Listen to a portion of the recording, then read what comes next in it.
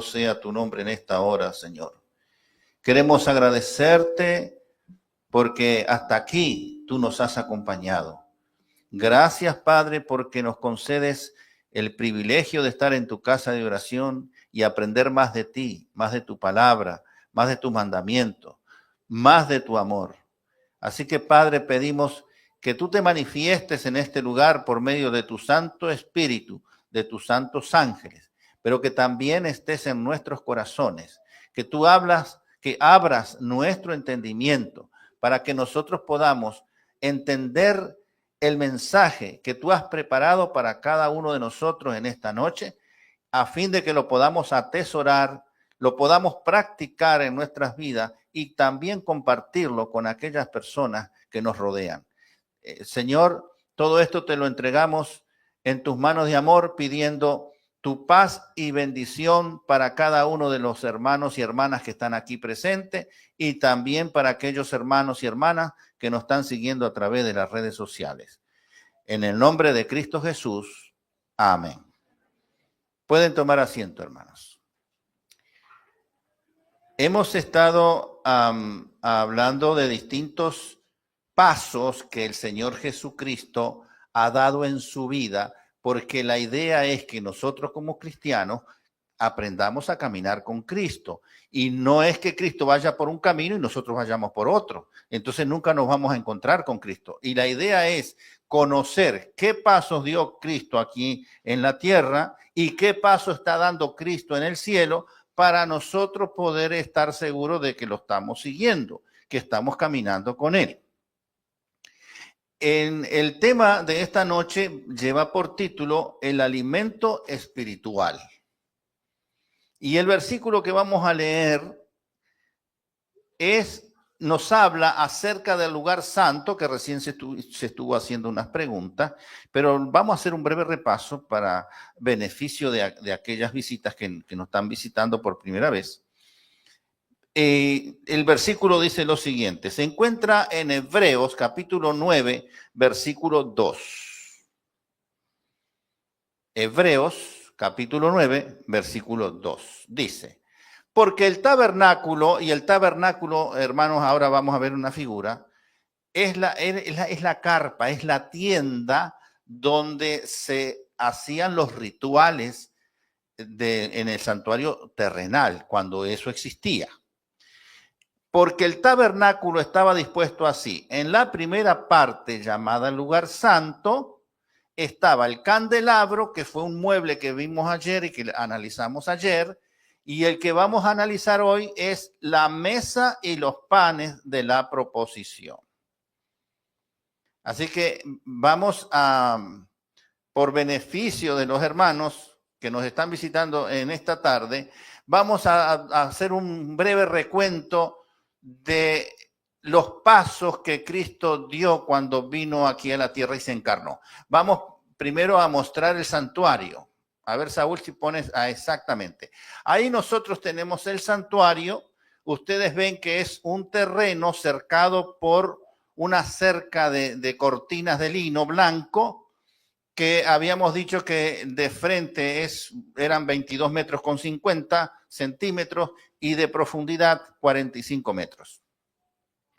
Allí está la carpa o la tienda del encuentro o el tabernáculo, pero antes de entrar al tabernáculo ustedes ven que hay dos muebles. Hay un mueble, el primero que se ve bien clarito, que es el altar del sacrificio, que es hecha humo. Aquí, digamos, a la derecha de ustedes, donde está la puerta de entrada, hay inmediatamente el altar del sacrificio. Y después que apenas se ve un segundo mueble, que es la fuente de lavamiento.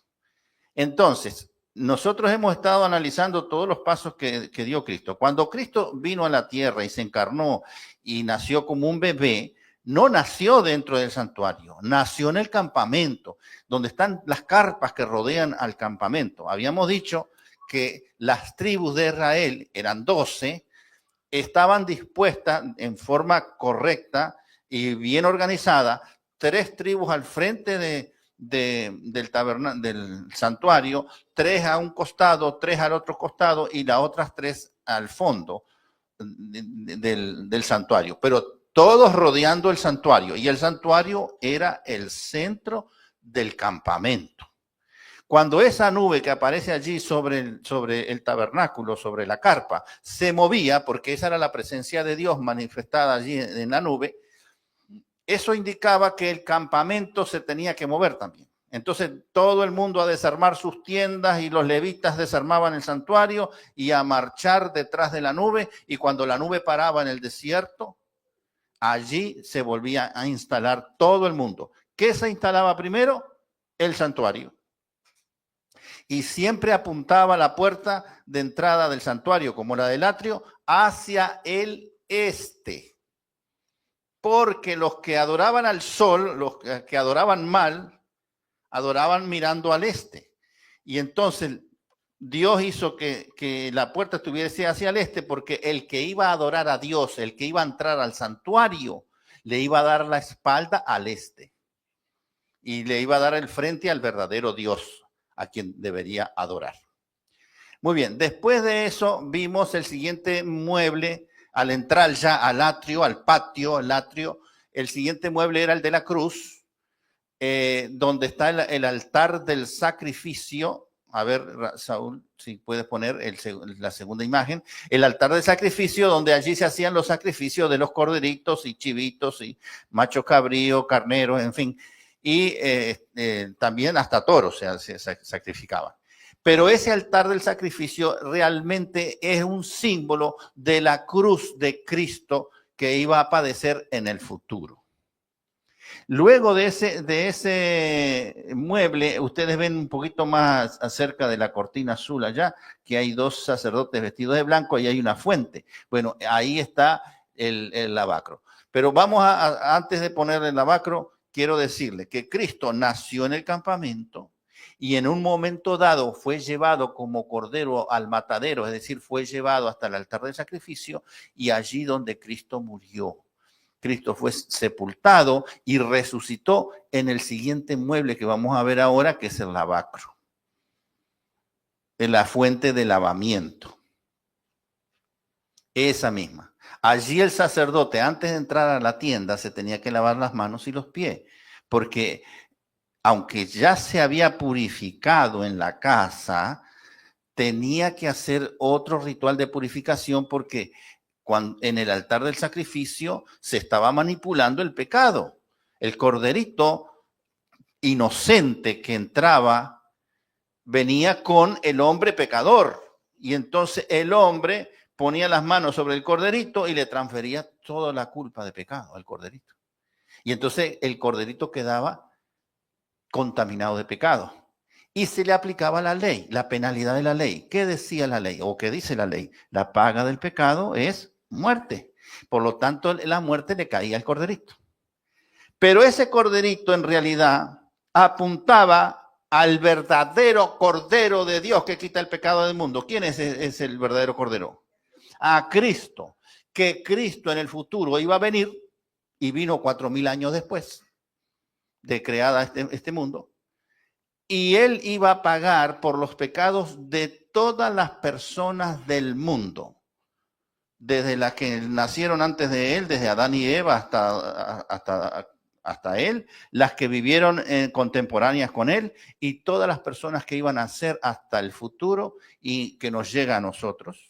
Así que murió por nosotros, y también murió por nuestros descendientes hasta el último hombre, mujer que nazca en el futuro.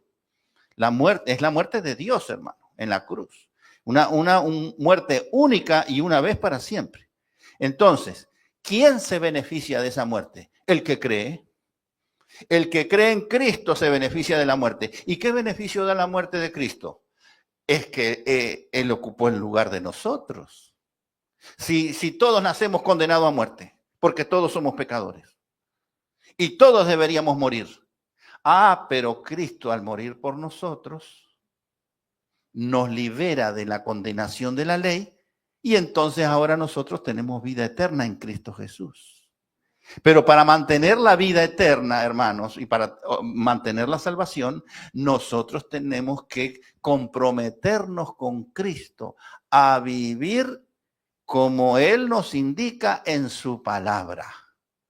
y caminar con Él. Por eso la serie de esta semana se llama Caminando con Cristo.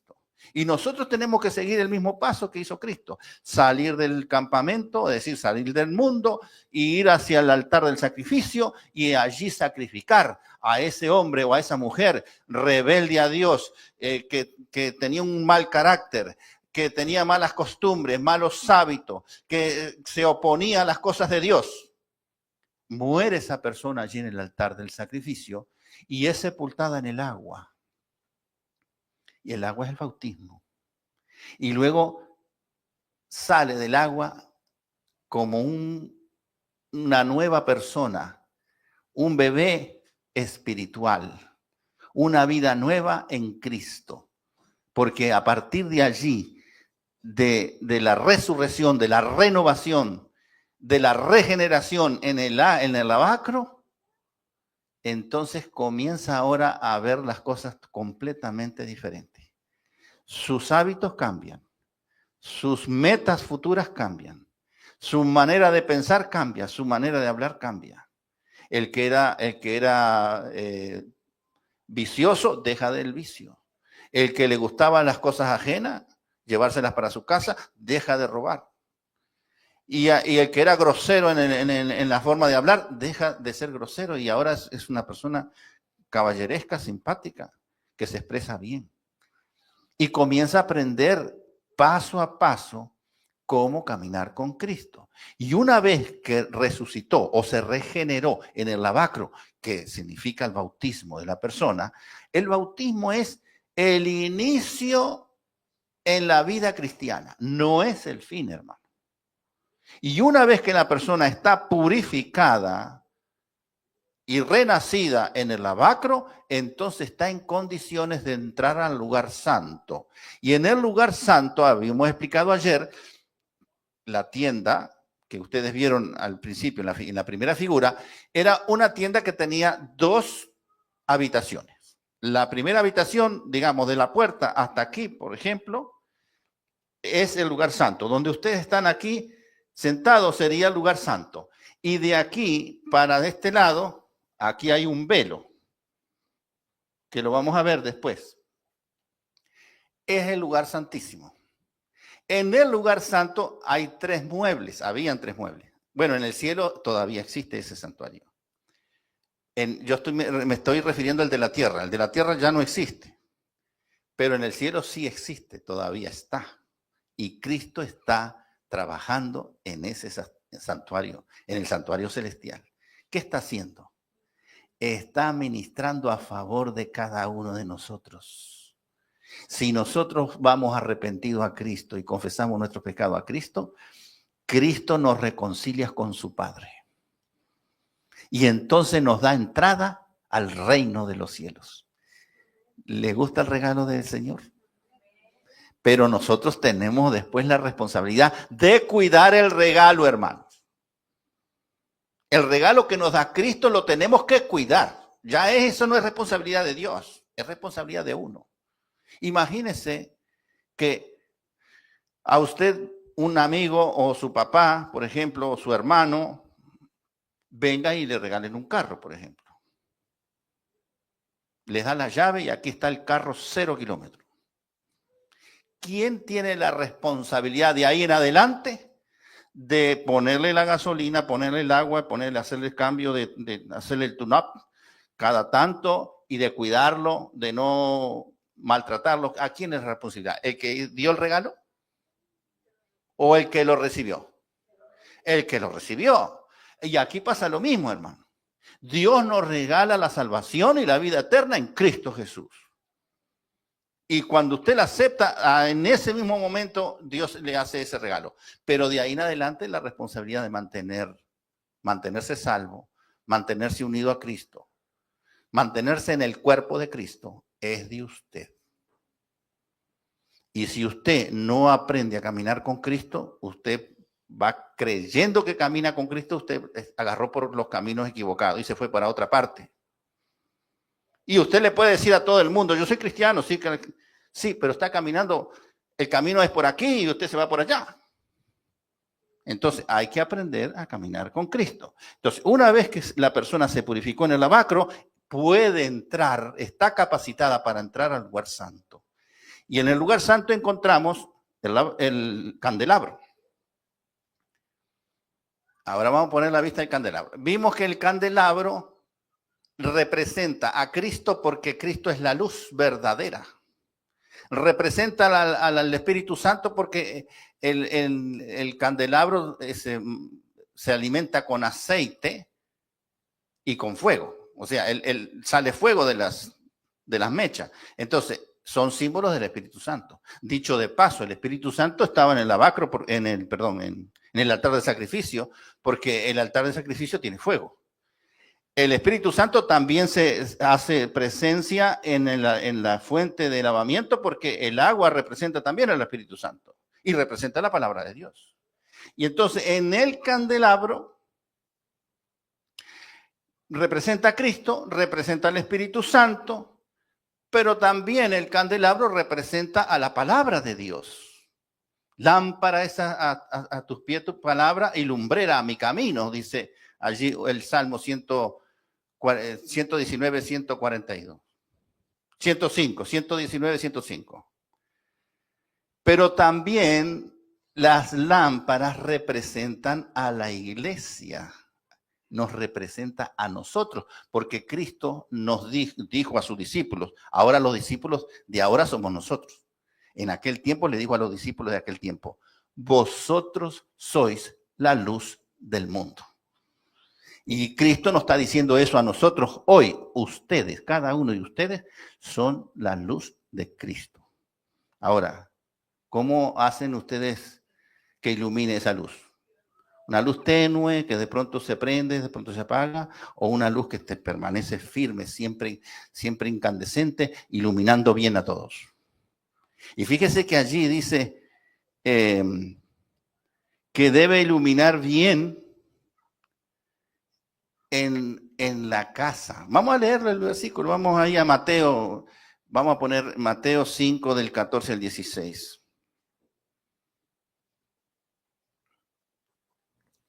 Mateo 5 del 14 al 16. Vosotros sois la luz del mundo. Una ciudad asentada sobre un monte no se puede esconder. Ni se enciende una luz y se pone debajo de un almud. Usted no va a poner las luces debajo de la cama o debajo de la mesa. Usted la pone la luz en alto para iluminar su casa. La tiene que poner sobre el candelero, dice, para que alumbre a todos los que están en casa. Pero esto es simbólico. Usted como luz espiritual de Cristo tiene que aprender a iluminar primero a su familia, a los que están cerca.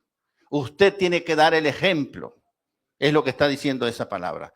Ahí termina diciendo, así alumbre vuestra luz, es decir, así sea su ejemplo delante de los hombres, que vean que vuestras obras, que la manera de pensar, la manera de hablar y la manera de hacer de ustedes testifican de que ustedes son hijos e hijas de Dios.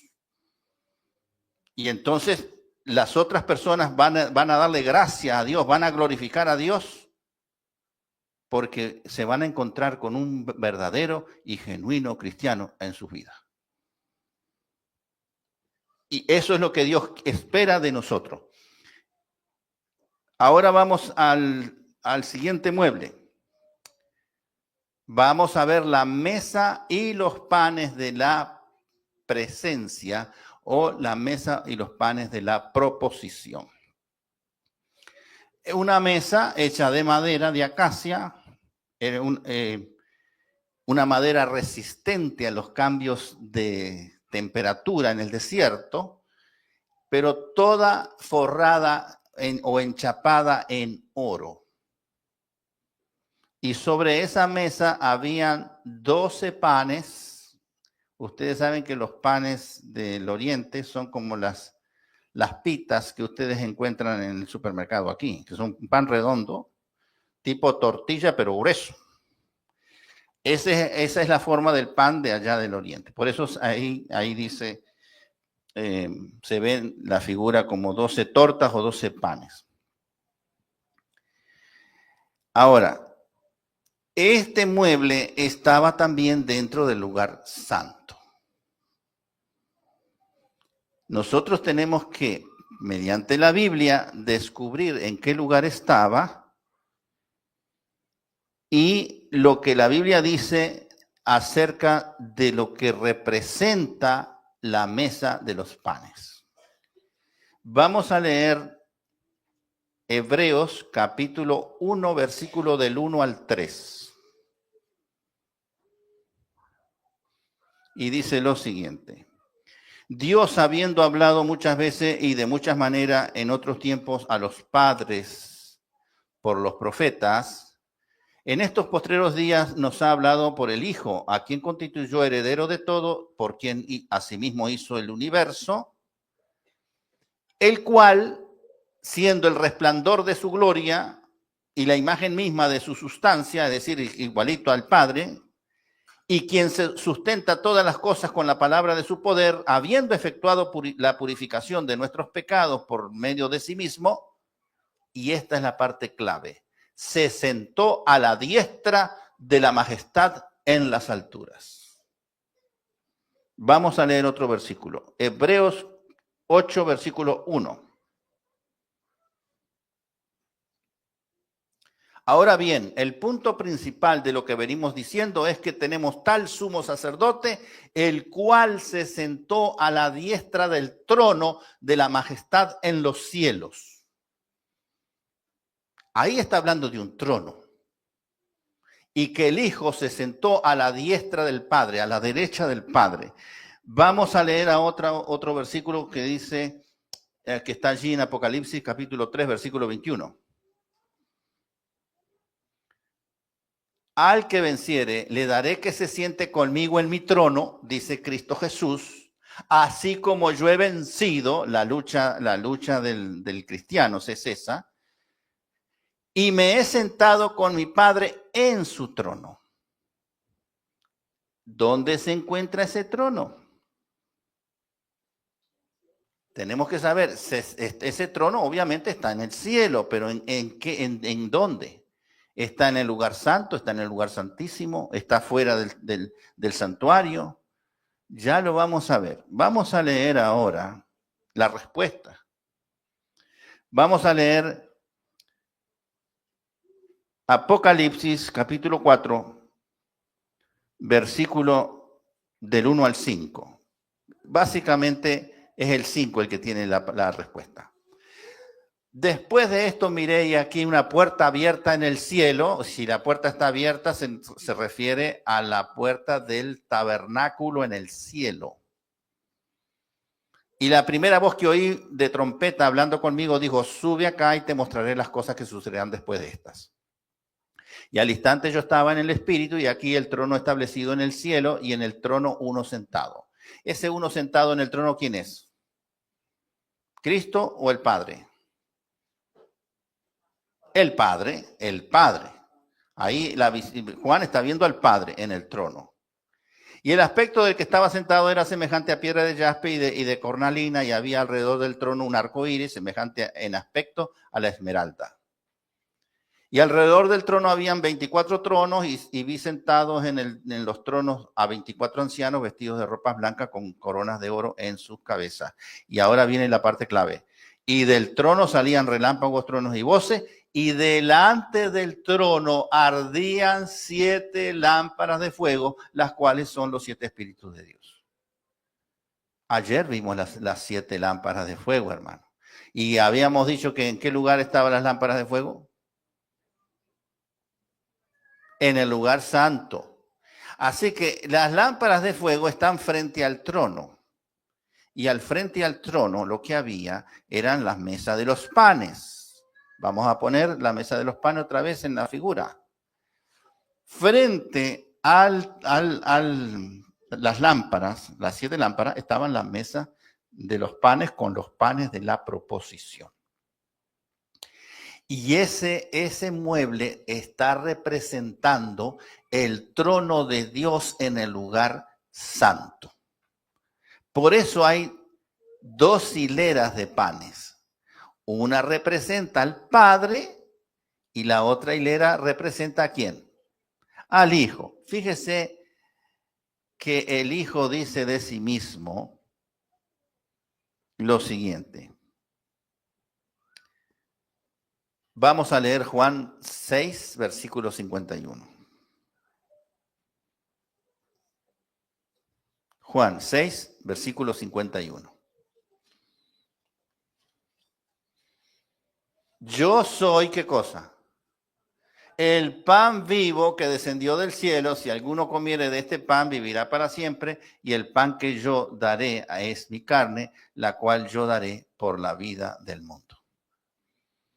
Ese pan, hermano, esa hilera de pan, una de las dos hileras de pan, representa a Cristo. Y la otra representa al Padre. Y el Padre es el que provee de pan. Ahora, ¿ese es el único versículo? No. Vamos a leer otros versículos. Juan 6:35.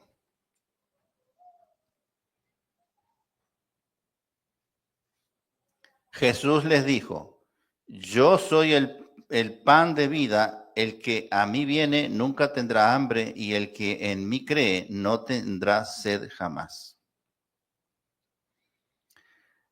Podemos leer también el Juan 6:48. Juan 6:48, donde dice él allí claramente, yo soy el pan de vida.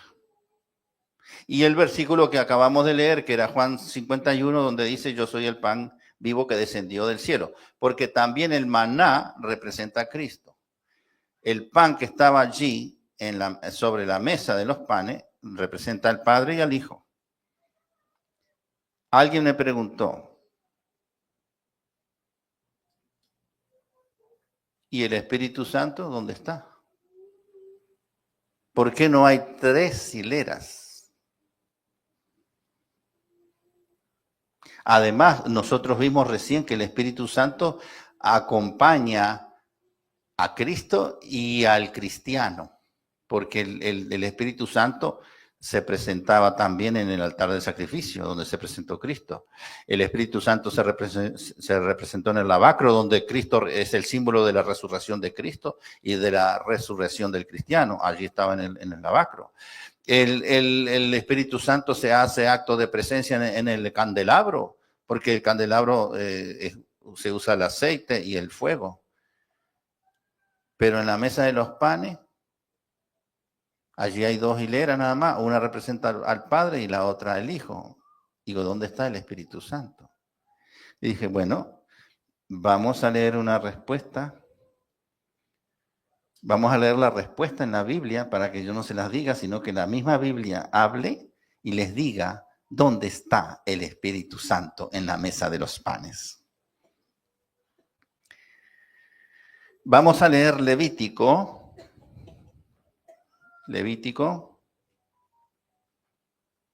capítulo 24, y vamos a leer los versículos del 5 al 8.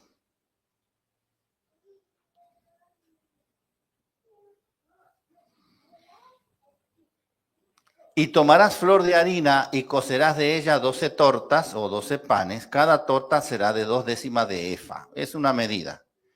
Y le pondrás en 2 hileras, 6 en cada hilera, sobre la mesa limpia delante del Señor. Bueno. Pondrás también sobre cada hilera incienso puro y será para el pan como perfume, ofrenda encendida al Señor.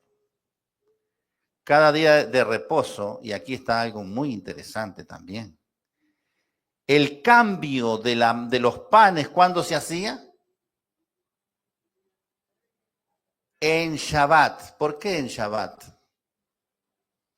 ¿Será que el Shabbat es importante para Dios o no? Sí, señor. El sacrificio en el altar era doble en Shabbat. Y los panes se cambiaban en Shabbat. Los sacerdotes hacían una ceremonia especial para retirar los panes de la semana anterior y poner los panes recién horneaditos, fresquecitos sobre la mesa. El pan tenía que permanecer allí toda una semana. Pero ¿y cómo puede permanecer toda una semana afuera el pan? si no había ya hielera, como dicen ustedes? ¿Cómo es eso? Ah, porque eran panes sin levadura. Y el pan sin levadura podía permanecer sin echarse a perder. Y los sacerdotes, después de 7 días, se comían los panes sin levadura. Pero vamos a leer, porque todavía no está respondida la respuesta de dónde está el Espíritu Santo, allí en la mesa de los panes. Vamos a leer Levítico, capítulo 2, versículo 4. Cuando ofrecieres ofrenda cocida en horno, será de tortas de flor de harina sin levadura, amasadas con qué cosa, hermano. ¿Y el aceite qué representa? ¿Se da cuenta? Esos panes estaban amasados sin levadura y con aceite de oliva. Así que en cada pan está representado el Espíritu Santo. Así que allí en la mesa de los panes, Dios en su plenitud estaba haciendo acto de presencia. Una hilera para el Padre, otra hilera para el Hijo, pero en los panes estaban amasados con aceite, por lo tanto estaba Padre, Hijo y Espíritu Santo. Igual que en los muebles anteriores. Pero ¿qué más representa los panes? Si vamos nosotros a Deuteronomio, capítulo 8, versículo 3. Deuteronomio, capítulo 8, versículo 3, nos dice algo interesante. Y dice, y te afligió y te hizo tener hambre y te sustentó con maná, comida que no conocías tú, ni tus padres la habían conocido, para hacerte saber que no solo de pan vivirá el hombre, mas de todo lo que sale de la boca del Señor vivirá el hombre. Así que los panes representan ¿a qué cosa? Todo lo que sale de la boca del Señor. ¿Y qué sale de la boca del Señor? Su palabra. Vamos a leer Mateo 4:4 y Lucas 4:4, que dice lo mismo. Mateo 4:4 y Lucas 4:4. Él respondió, Cristo respondió y dijo, escrito está, no solo de pan vivirá el hombre, sino de toda palabra que sale de la boca de Dios. Lo que sale de la boca de Dios es su palabra. Por lo tanto, el pan representa ¿a quién?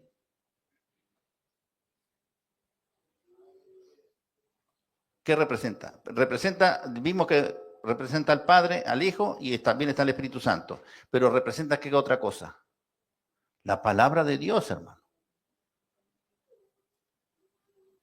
El pan representa a la palabra de Dios. Y tenían que ser panes sin levadura. No podían tener levadura.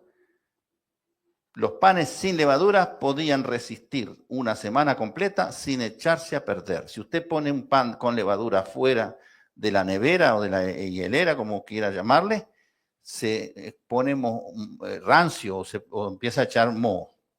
Pero si el pan no tiene levadura, se mantiene fresquecito. Lo puede comer con toda tranquilidad. Ahora, estos son todos símbolos lo que estamos viendo en la Biblia. El pan simboliza, no es que es, simboliza al Padre, al Hijo, al Espíritu Santo, simboliza la palabra de Dios. ¿Y por qué habían 12 panes, hermano?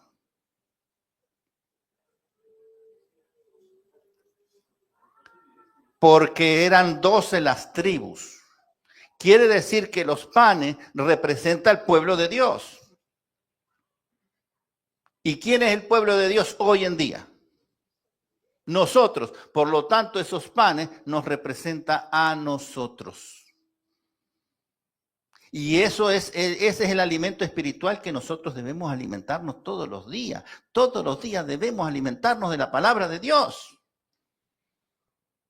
Pero el Señor nos dice que no seamos egoístas, que compartamos el pan. Cuando el Señor dice, y yo tuve hambre y me diste de comer. No solo se refiere a dar un plato de comida a una gente, sino espiritualmente se refiere, si nosotros tenemos conocimiento de palabra de Dios, pues compartamos la palabra de Dios con aquel que tiene hambre de conocer de Dios, aquel que está en la oscuridad. Y tú tienes pan de vida porque tú eres cristiano, tú vienes a la iglesia, tú conoces la palabra de Dios. Comparte ese pan, hermano. Eso es lo que el Señor quiere. Ahora, ¿por qué tiene que ser pan sin levadura? ¿Hay respuesta bíblica para eso? Por supuesto que la hay. Vamos a leer 1 Corintios capítulo 5, versículos del 6 al 8. 3 versículos. 1 Corintios capítulo 5, versículos del 6 al 8.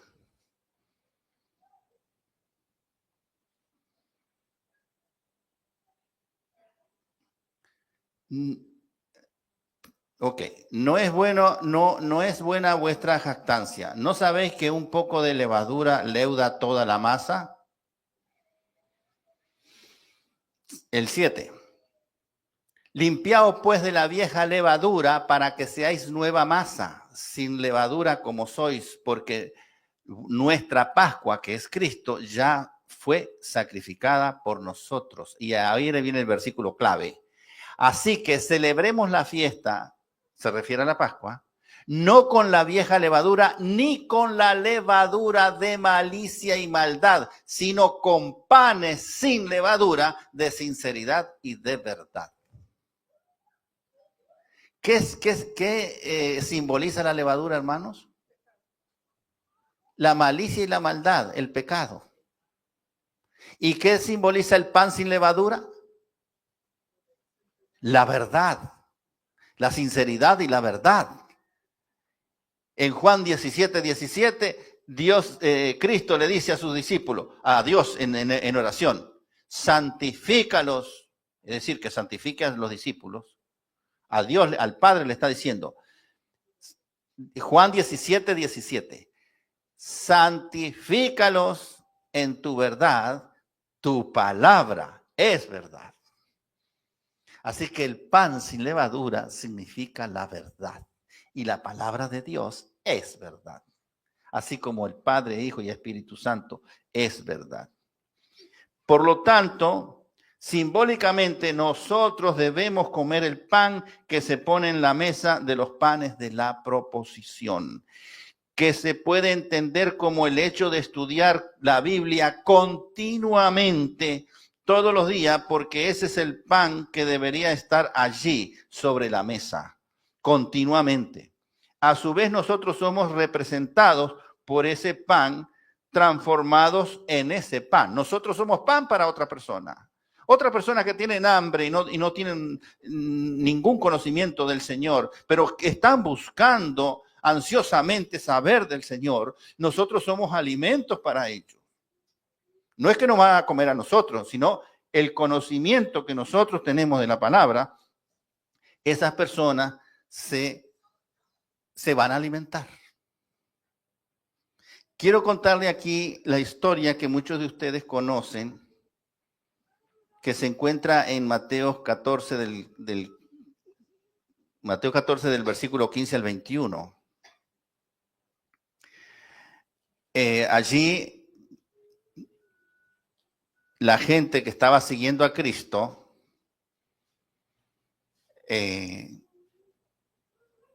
no habían comido en todo el día. Y entonces se acercaron los discípulos a Cristo y le dijeron, el lugar donde estamos es desierto y la hora ya es pasada, o sea, ya se viene la noche ya. Despide a la multitud, le dice los discípulos, para que se vayan por las aldeas y compren de comer. Vamos a seguir al 16. Jesús les dijo, no tienen necesidad de irse. Denle ustedes de comer, hermanos. Y entonces ellos dijeron, pero no tenemos aquí sino 5 panes y 2 peces. Eso es todo lo que hay. Él les dijo, traedlo acá. Entonces mandó a la gente a recostarse sobre la hierba y tomando los 5 panes y los 2 peces y levantando los ojos al cielo, bendijo y partió y dio los panes a los discípulos y los discípulos a la multitud. Y comieron todos y se saciaron y recogieron y lo que sobró de los pedazos, 12 cestas llenas. Y lo que comieron fueron 5,000 hombres, sin contar las mujeres y los niños. Es decir, que habían en ese entonces más de 12 o 15,000 personas, porque no se contaron a las mujeres y a los niños. Eran 5,000 hombres, 5,000 varones, adultos. Pero ¿y las mujeres y los niños? Hacían mucho más. Una multitud de unas 10,000, 12,000, 15,000 personas. Y solamente había un poquito de panes y 2 pececitos. 5 panes y 2 pececitos. Pero ahí hay una enseñanza muy importante. Los discípulos fueron a decirle a Cristo, despide a esta gente, que se vaya. Y el Señor les dijo, no, denle ustedes de comer. Y es lo que nos dice el Señor hoy a nosotros. Si alguien viene con hambre, el Señor te dice, dale tú de comer. No espere que el pastor le dé de comer o que los ancianos le den de comer. Dale tú de comer. Ese poquito que tú tienes de comida, dáselo, porque el Señor las va a multiplicar. El Señor va a hacer el milagro y va a multiplicar ese poquito que tú tienes. Lo va a multiplicar, hermano. Hay que ejercer la fe. Es lo que nos está pidiendo el Señor aquí. Que tú ejerzas la fe en Él. Lo que tú tengas, por poco que sea, dalo. Porque el Señor va a hacer el milagro como lo hizo aquí y multiplicarlo. Y entonces todo el mundo comió. Todo el mundo comió y se sació y sobró. En la casa de mi Padre Celestial hay total y completa provisión de pan, hermanos. Por eso sobraron 12 canastas. ¿Cuándo se cambiaban los panes? Cada sábado, hermanos, se cambiaban los panes. Pero los panes representan ¿qué cosa dijimos? La palabra de Dios representa al Dios, al Padre, Hijo y Espíritu Santo, nos representa a nosotros, pero también representa la palabra de Dios. ¿Y cuándo era que se cambiaban los panes? Los sábados. ¿Qué día adora esta iglesia? ¿Y qué se presenta cada sábado? Palabra de Dios, pan nuevo, pan fresquecito, hermano. Para que tú tengas y te alimentes durante toda la semana de la palabra de Dios que trajo el predicador aquí cada sábado. Ahora, cuando nosotros cumplimos eso, tal cual como lo dice la iglesia, como lo dice la Biblia, nos damos cuenta que estamos caminando con Cristo, que estamos siguiendo a Cristo. Pero si tú vas a una iglesia donde el pan se presenta otro día que no es, ¿están siguiendo a Cristo? ¿Se da cuenta? Se da cuenta como hay muchos cristianos creyendo que siguen a Cristo, van por otro camino que no es el camino que Cristo quiere que sigamos. Los panes se deben cambiar cada sábado. Y por eso cada sábado aquí se trae pan fresquecito, pan nuevo, palabra de Dios nueva, nuevo mensaje. Vamos a leer aquí unas citas interesantes, una que se encuentra en Juan 6, versículo 47 en adelante, que ya lo leímos. De cierto os digo, el que cree en mí tiene vida eterna. Yo soy el pan de vida. Vuestros padres comieron el maná en el desierto y murieron. Este es el pan que descendió del cielo para que el que de él comiere no muera. Y entonces Cristo dice, yo soy el pan vivo que descendió del cielo. Si alguno comiere de este pan, vivirá para siempre, y el pan que yo le daré es mi carne, la cual yo daré por la vida del mundo. No se refiere a la carne de él, que nosotros nos transformamos en caníbales. No, se refiere al símbolo. Cristo representa la palabra de Dios. Cristo representa el pan de vida. Y nosotros tenemos que comer ese alimento espiritual para crecer espiritualmente y poder caminar con Cristo en este mundo. Y no cometer el error de agarrar por cualquier camino porque desconocemos cómo seguir a Cristo. Pero cuando nosotros seguimos lo que dice la palabra de Dios y entendemos bien los símbolos, porque todo esto es lenguaje simbólico, no es lenguaje literal. Cuando lo entendemos bien, entonces sabemos que estamos dando los pasos con certidumbre. Y aquí le termino con esta cita.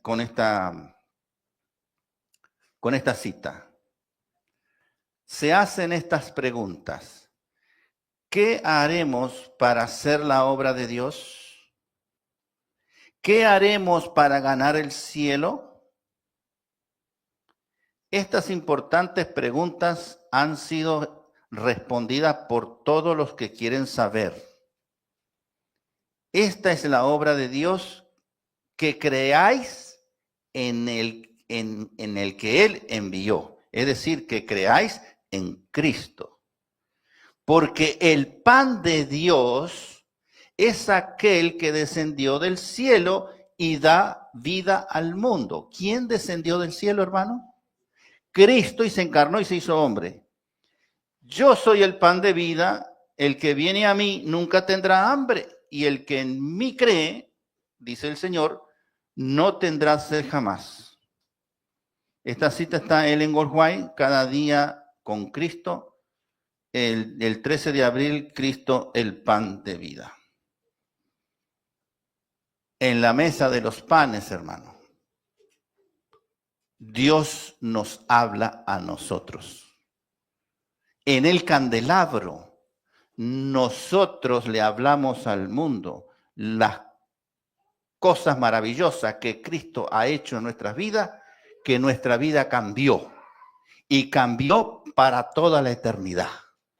Porque ahora nuestra meta no es tener millones acumulados en el banco y casas por aquí, casas por allá y los mejores carros, sino nuestra meta es llegar al cielo con Cristo y vivir con Él por toda la eternidad.